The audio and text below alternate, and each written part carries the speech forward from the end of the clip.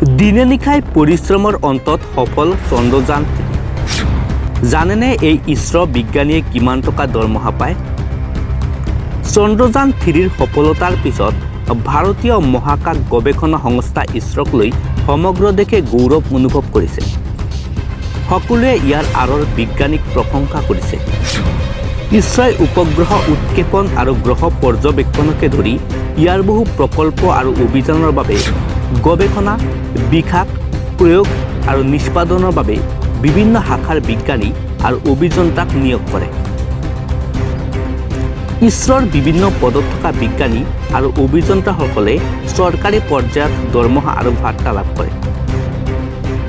কেন্দ্ৰীয় চৰকাৰে গঠন কৰা দৰমহা আয়োগৰ মতে তেওঁলোকৰ দৰমহা নিৰ্ধাৰণ কৰা হয়। ইছৰৰ বিভিন্ন পদত কৰ্মৰত বিজ্ঞানী আৰু অভিযন্তাৰ দৰমহা বেলেগ বেলেগ। পদোন্নতিৰ পিছত বেচিক পে বৃদ্ধি হয়। সাধাৰণতে পে মেট্ৰিক্সৰ 10ম স্তৰত বিজ্ঞানীসকলক SC হিচাপে নিযুক্তি দিয়া হয়।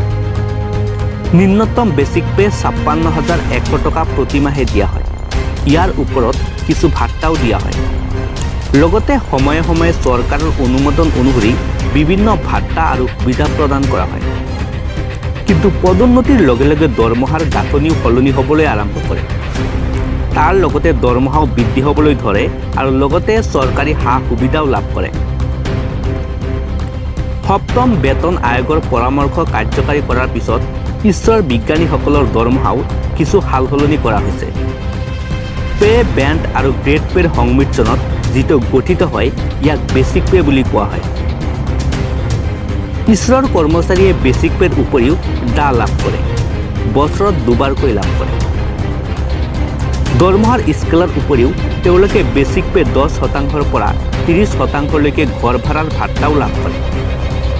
ইয়াৰ উপৰিও তেওঁলোকে পৰিবহণ ভাত্তা লাভ কৰে, কিন্তু পেষ্টিঙৰ গ্ৰেড পে আৰু ষ্টেচনৰ ওপৰত নিৰ্ভৰ কৰে। ইয়াৰ উপৰিও চিকিৎসাৰ সুবিধা, ঘৰ নিৰ্মাণৰ বাবে আগধন, গ্ৰুপ বীমা, ৰাজসাহায্যযুক্ত কেণ্টিন আদি লাভ কৰে।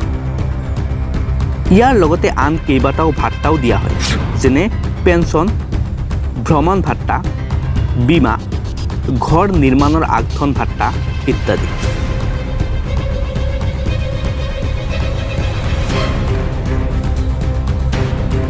News desk, Assam expensive.